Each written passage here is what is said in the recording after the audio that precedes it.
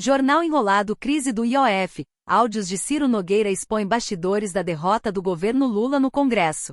Em 31 de março, uma gravação de bastidor caiu como uma bomba sobre Brasília. Ciro Nogueira, PPP, senador e ex-ministro da Casa Civil de Jair Bolsonaro, afirmou a empresários do setor financeiro que seu objetivo era desestabilizar o governo Lula até as eleições de 2026. O áudio, obtido pelo ICL Notícias durante um encontro na sede do BTG Pactual, em São Paulo, revelou uma estratégia de obstrução institucional articulada por lideranças da oposição.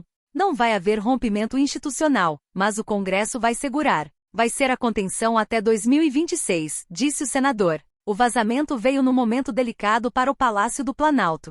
Em junho, a desaprovação ao governo Lula atingiu 57%, segundo pesquisa Genial, Quaes, o maior índice desde o início do mandato. Pouco depois, o executivo enfrentaria um revés no Congresso ao tentar aumentar o IOF, Imposto sobre Operações Financeiras, medida vista como crucial para equilibrar as contas públicas de 2025.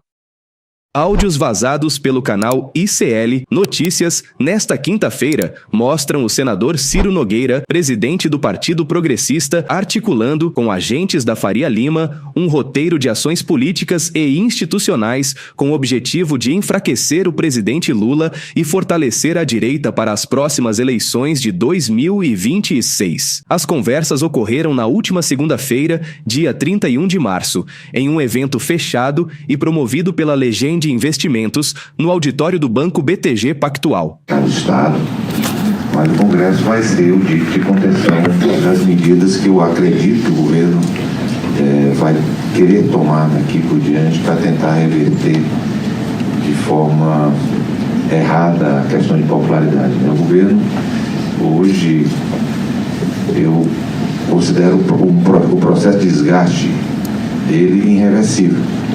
Porque não se trata só de falta de confiança no atual ministro, que não teve a força necessária e o apoio necessário para tomar as medidas. Eu acho que o ministro, eu gosto muito do atual ministro, apesar de achar que ele não é nos termos econômicos, nenhum grande ministro, mas é um homem bem intencionado, o ministro Haddad. Mas ele não teve a força necessária, aí mistura um pouco isso com o interesse de ser candidato, e deve ser o candidato no próximo ano do Partido dos Trabalhadores, não tenho dúvida disso mais. Mas o Congresso só pode ter certeza que vai conter qualquer tipo de medida para tentar reverter de forma equivocada essa questão de popularidade. Eu acho que o nosso grande desafio agora é fazer essa transição até 2026. Eu acho que eu estou focado nisso, politicamente, para o meu partido, para mim seria melhor agora romper com o governo, tornar o governo insolvente, sem condições políticas, mas isso seria muito ruim para o país nos próximos 2 anos, nesses últimos 2 anos, a habilidade para o governo, para que ele termine esse atual governo sem criar maiores problemas do que já criou para o país, e nós focarmos em criar uma base política para o próximo ano que seja capaz de fazer as transformações que o Brasil precisa, porque não basta só também ganhar a eleição. Nós vamos ter que ter um presidente que tenha condições de dialogar com o Congresso, ter maioria para fazer as transformações. Nós vamos ter que enfrentar essa questão previdenciária, questão de acesso de assistência social no país, né? Nós temos que virar, porque não tem, daqui a 5 anos o PPC vai estar maior do que o Bolsa Família. Em determinado momento, ele chega a se colocar ao lado da elite financeira que vai pagar a conta da isenção do IR para quem ganha até R$5 mil. O que consta? Quais são os pilares dessa proposta? Aqui está todo mundo taxado nos acima dos 50 mil, então não tem uma redação. Como o parlamentar votar contra a isenção para quem ganha R$5 mil. Não tem como. Nós temos que ver a questão da compensação. Essa é a modificação, a proposta que nós vamos fazer. O plano desenhado por Ciro opera em 3 frentes. Primeiro, as pesquisas de opinião começam a moldar a percepção pública, mostrando um Lula enfraquecido e inflando artificialmente figuras da direita. Depois, o mercado financeiro entra em cena, promovendo instabilidade econômica e criando a sensação de que o governo perdeu o controle. Por fim, a grande mídia amplifica essas narrativas, transformando dificuldades pontuais em crises políticas irreversíveis. Nós temos algumas decisões políticas do próximo governo que vamos ter que tomar, que vão ser muito impopulares. Muito impopulares. Mas um fato nos ajuda muito é o fim da era Lula. Porque se o Lula vai terminar esse mandato com 81%, se ele ainda fosse candidato depois, seria sempre... Acho que ele vai ser candidato? Agora não vai ser candidato. Com certeza que não vai sair da vida pública depois de uma trajetória de tantas vitórias, com uma derrota em que ele tem possibilidade de perder até no próprio Nordeste. Então, acho que é irreversível a questão da popularidade dele. Acho. Eu faço pesquisas qualitativas e as pessoas não veem mais capacidade do Lula de transmitir otimismo, esperança na vida delas. Não tem mais essa capacidade. Isso está muito claro. Inclusive, não falo nem do resto do país, mas inclusive no Nordeste. Veja, as pessoas já estão um efeito um pouco baile. As pessoas não têm mais expectativa desse atual governo. É um governo velho, né? Um governo que tudo é nova, minha casa, minha vida, nova farmácia popular nova. As pessoas, olha, você não chega para dizer, olha, essa aqui é a minha nova avó. E nem precisa dizer que a minha neta é nova, né? Então, sabe, ele não tem mais essa capacidade. Ele não tem mais capacidade de dialogar com as pessoas. Que dia ele chamou a rede de rádio e televisão para falar com a sociedade, né? E hoje a exposição dele vai ser mortal para o presidente Lula, que é uma outra época, né?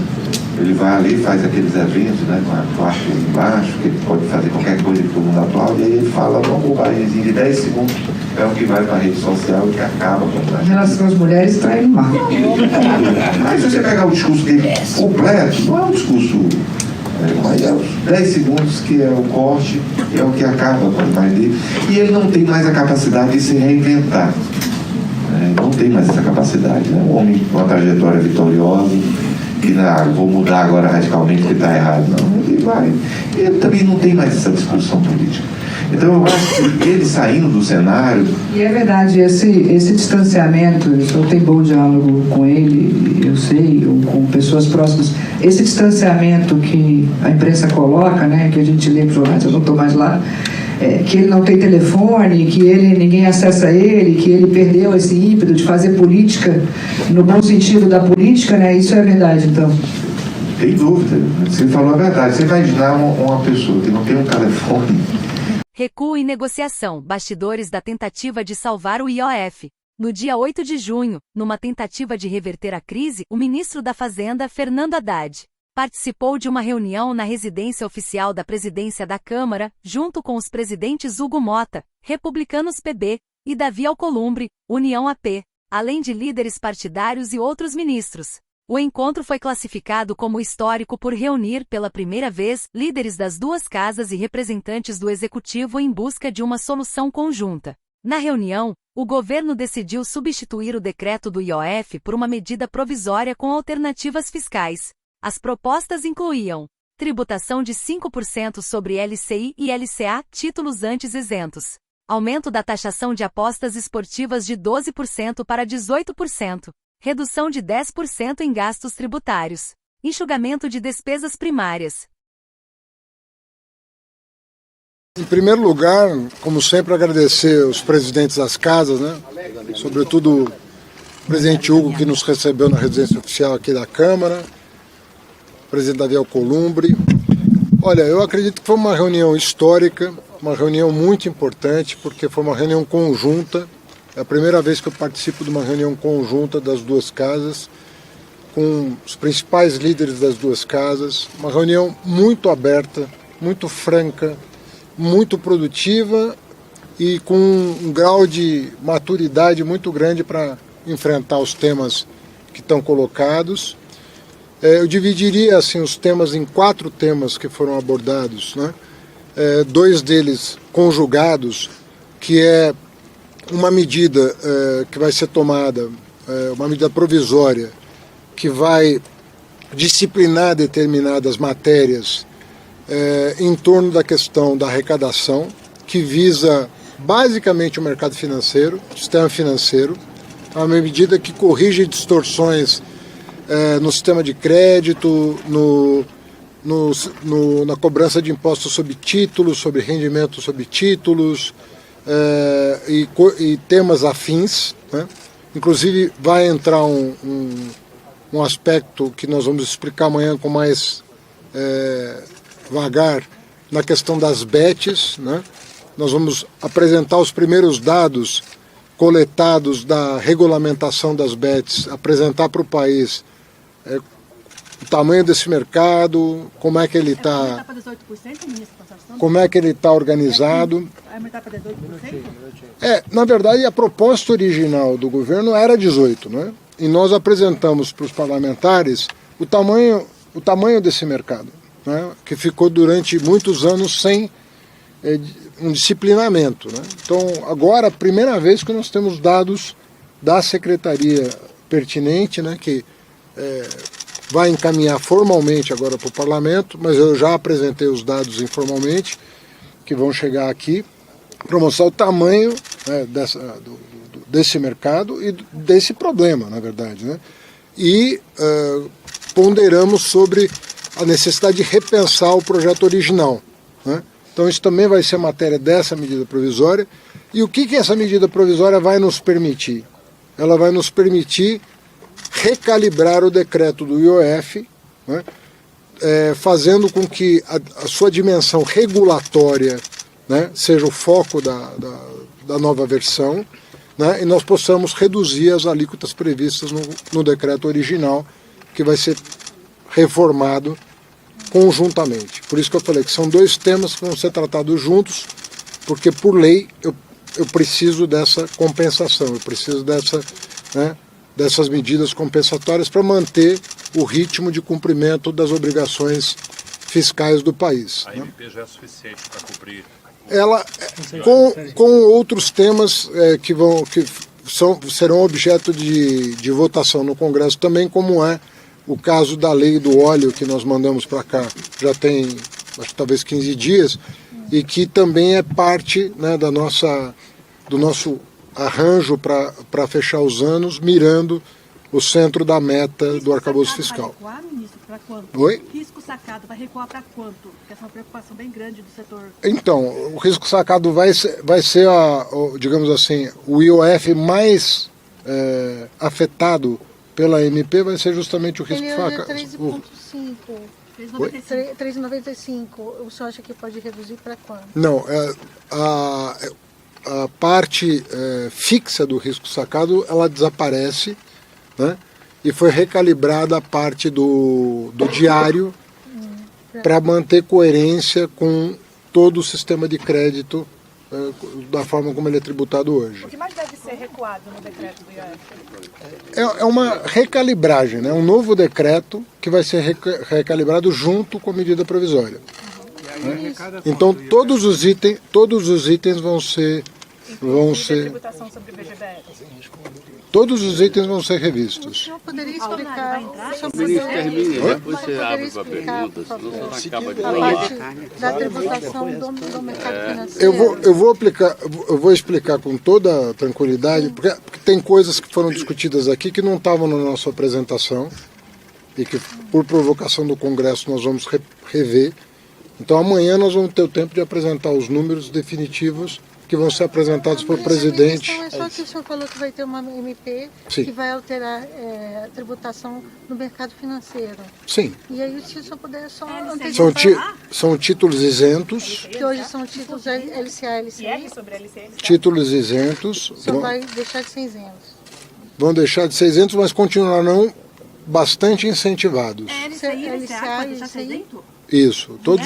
Hã? IR, imposto de renda. Imposto de renda. O senhor vai acabar com a isenção deles? Eles continuarão incentivados, mas não serão mais isentos, inclusive porque estão criando distorções na rolagem da dívida pública, inclusive. Né? Então, isso é verdade? Bom colher um depoimento assim seu. O LCI, o que mais, ministro? Qual outros que são isentos, debêntures incentivados? As isenções, né? Eu repito, continuarão fortemente incentivados, mas não mais isentos. Mas como fortemente incentivados vai acabar com a isenção, que era justamente o que atraía os investidores? Porque a diferença de 0 para 17,5 vai ser reduzida, mas não vai ser... nós não vamos cobrar um imposto de renda que paga todo o título público, por exemplo. Mas hoje não vai ser zero a alíquota? Não vai ser zero a alíquota. Mas não vai ser 17,5. Já tem um número? Então, vai ser 5. Vai ser 5. Mas o que mais? Além da LCI, tem outros títulos que são isentos? Os isentos todos. Todos os isentos. Mais alguns? Todos os isentos. Todos os isentos passarão então a ter uma cobrança de 5%? Vão passar a ter uma cobrança. Então eles vão manter uma distância grande com os títulos públicos em geral, mas não permanecerão isentos mais, porque estão criando uma distorção no mercado de crédito no Brasil, inclusive com dificuldades para o Tesouro Nacional. Né? Às vezes tem empresas que, em função dessa enorme isenção, ficam com um crédito mais barato do que o próprio Tesouro Nacional. Então, isso é uma distorção que está sendo corrigida. A alíquota das bets também vai estar nessa mesma... Tudo na mesma MP. 18. Qual é a alíquota das bets? 18. De 18. Mas isso é sobre a empresa, não necessariamente sobre o prêmio. Né? É sobre o GGR. Da empresa, então. Não, o GGR é a diferença entre o que se paga de prêmio e o que se arrecada de aposta. Essa diferença é que vai ser objeto... O senhor vai tributar também? Vai haver uma aproximação da alíquota dos bancos de todas as instituições financeiras. Hoje as instituições financeiras pagam 3 alíquotas. A de 9, né, pensando no contribuição social sobre lucro líquido. 9, 15 e 20. A de 9 não existirá mais. Então vai ficar entre 20 e 15. Então, vai ficar ou 15 ou 20. São Tem duas... 4 pontos? Oi? O senhor falou de 4 pontos. 4 pontos, o senhor falou em 3, né? Não. É que estão me pedindo para detalhar a MP. A MP é 1 ponto. É um ponto. Bom, indo para o terceiro ponto, nós concordamos aqui na redução do gasto tributário, né? Em pelo menos 10% dos gastos tributários de natureza infraconstitucional. Então isso está mais ou menos pacificado também entre os... Obviamente que tudo que eu estou dizendo vai ser objeto de deliberação do Congresso como um todo, né?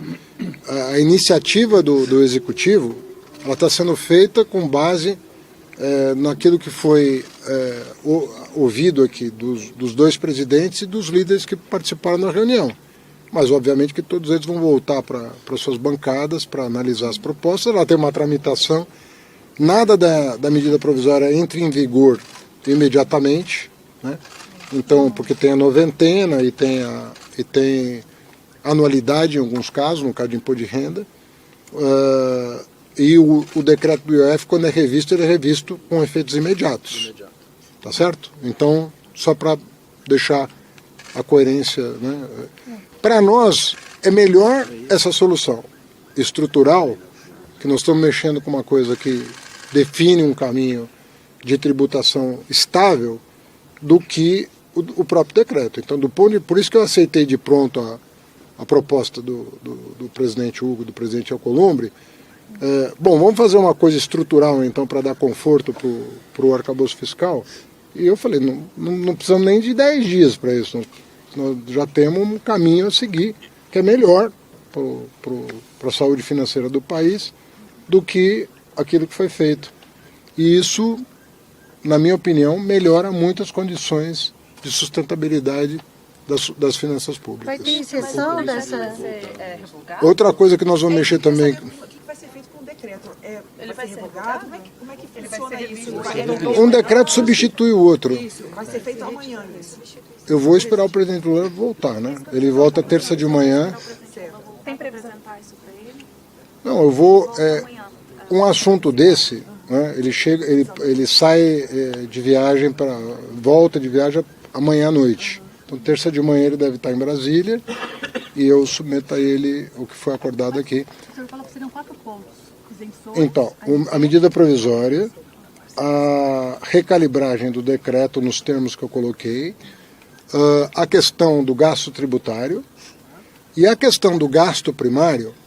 Tem muitas iniciativas que nós já mandamos para o Congresso, algumas estão em tramitação, outras foram consideradas por alguns parlamentares, mas que não falavam em nome do todo, sequer das suas bancadas, que ficaram de consultar suas bancadas. E o que nós nos dispusemos a fazer é o seguinte: vamos fazer uma nova reunião sobre gasto primário, né?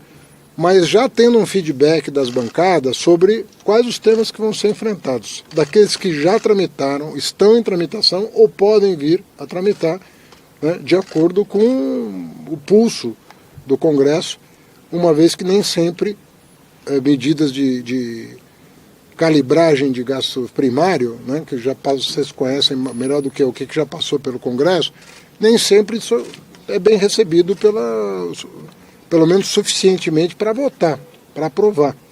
Então, nós ficamos de voltar aqui, e eu estou à disposição, quando for necessário, a equipe da Fazenda, Planejamento, estamos à disposição, a ministra Gleisi está me acompanhando, para saber, assim, dos temas que já foram objeto de apreciação, ou que estão em tramitação, ou que podem ser, nos quais nós podemos avançar. Nós estamos tecnicamente disponíveis para desenhar, né, esses novos formatos e endereçar. Mas nós precisamos de um pulso. Não, só para deixar o presidente Lula. Nós precisamos do pulso das lideranças para poder voltar para a mesa. E muitos temas foram discutidos, mas nesse particular, como tem muita coisa em tramitação, nós pedimos uma... Quais os exemplos, ministro, desse... Vocês sabem o que está em tramitação. Tem muita coisa que já tramitou. Tem muita coisa que está tramitando, tem muita coisa que já tramitou e pode ser revisitada em virtude da situação, da evolução da situação fiscal. Então, nós queremos uma sensibilidade. Nós queremos uma sensibilidade antes de vir para a mesa e discutir esse assunto. Porque senão fica uma coisa truncada que não avança. Então vamos listar o que pode ser rediscutido, o que pode ser discutido, e aí se precisar moldar um anteprojeto ou de iniciativa parlamentar ou de iniciativa do Executivo, nós estamos 100% disponíveis para discutir. Tá bom? Não, deixa eu só falar uma coisa. O que eu vou encerrar aqui, porque nós estamos no adiantado da hora aqui. Nós mandamos para cá alguns gráficos mostrando a evolução de determinadas despesas que já foram contratadas. Não estão sendo contratadas agora e cuja evolução tem pressionado muito o gasto discricionário, porque são despesas obrigatórias. Então nós demonstramos aqui quais são as unidades de custo assim, que estão efetivamente com uma evolução muito forte para a consideração deles, inclusive para justificar o que nós estamos fazendo do lado da Receita, porque são despesas contratadas 4, 5, 6 anos atrás e que a conta está chegando, né? E sem que a fonte de financiamento dessa despesa tenha sido contratada no mesmo momento. Então, isso foi discutido com os parlamentares para que nós tenhamos clareza, porque às vezes eu vejo no jornal, está tendo uma gastança. Mas quando foi contratado o gasto? Quando ele foi contratado? Né? Qual era a previsibilidade que nós tínhamos? Né? Como se imaginava a evolução daquele gasto quando contratado e o que de fato aconteceu? Então, tudo isso está sendo objeto de consideração dos parlamentares para que nós possamos discutir na próxima reunião.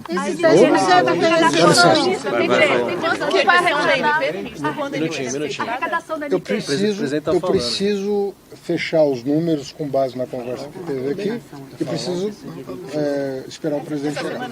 Os gastos tributários Pessoal, primeiramente dizer que hoje foi uma noite histórica, onde tivemos, acredito que pela primeira vez, pelo menos nesses últimos anos, uma reunião conjunta entre os líderes da Câmara e os líderes do Senado Federal, com a presença do ministro da Fazenda, toda a sua equipe, da ministra da Secretaria de Relações Institucionais, onde muito foi se debatido sobre o momento econômico do país. O ministro sabe e o governo todo é ciente que esse decreto do IOF causou um grande incômodo no Congresso Nacional, tanto na Câmara como no Senado. O ambiente se tornou muito adverso a essa medida e nós colocamos que essa medida precisaria ser revista. E o governo, atendendo essa posição do presidente do Senado, do presidente da Câmara, representando as duas casas, hoje trouxe essa alternativa, onde o decreto será refeito, né? Uma calibragem diminuindo de forma significativa os seus efeitos, será anunciada pelo governo com a volta do presidente da República. É importante registrar que isso só foi possível graças a esse trabalho que nós fizemos junto ao Ministério da Fazenda e para resolver a situação das contas públicas de 2025, o governo apresenta uma medida provisória que, na nossa avaliação, ela traz uma compensação financeira para o governo, mas muito menos danosa do que seria a continuidade do decreto do IOF, como foi proposto de forma inicial. E penso que, além disso, nós tivemos a oportunidade de inaugurar um debate, esse, penso eu, de muito mais efeito e muito mais estruturante para o país, que é discutirmos a questão das isenções fiscais. Todos nós sabemos que o Brasil está com um nível altíssimo dessas isenções, está chegando a um nível insuportável do país conseguir tocar adiante essas isenções que têm aumentado a cada ano. O ministro apresentou para a gente um número que pode chegar a 800 bilhões de reais dessas isenções, então é necessário rever. Nós acertamos que vamos, nos próximos dias, principalmente atacar as isenções que estão caracterizadas no modelo infraconstitucional. Então esse debate se dará para poder ver de quanto será esse corte. É uma sugestão de 10%, pode-se também fazer de forma gradativa. O modelo será discutido tanto na Câmara como no Senado para que possa ser apresentado à sociedade brasileira. E esse debate sobre o gasto primário, que aí tem uma série de medidas que podem impactar positivamente para que esse gasto possa ser reduzido, nós iremos discutir em novas reuniões aquilo que tem viabilidade política para ser aprovado, porque também não adianta se gerar uma expectativa sobre uma medida se essa expectativa não tem a quantidade de votos necessária na Câmara e no Senado para ser aprovado. Então nós temos muito cuidado ao anunciar o que nós vamos fazer para que aquilo que possa ser realmente dito seja o que dentro das casas será politicamente viabilizado. Então estamos felizes, entendemos que conseguimos avançar no que diz respeito a esse entendimento da Câmara e do Senado com o governo, e agora durante a semana vamos trabalhar, o Ministério da Fazenda irá detalhar essas medidas que aqui foram anunciadas ao longo da semana e queremos nos próximos dias estar aí entrando nessa agenda estruturante que penso que será muito importante para não só resolver o problema de 2025, mas poder entrar de fato na situação econômica do país. E mais um adendo, eu já encerro a minha fala para que o presidente Davi possa falar, nós vamos também apresentar a proposta da reforma administrativa no início de julho. O deputado Pedro Paulo esteve presente na reunião, início de julho esse grupo de trabalho irá apresentar a sua proposta, já também dialogando com o Senado para que a proposta já possa ir sendo dialogada nas duas casas e a partir daí possamos ter uma máquina pública mais enxuta, mais eficiente.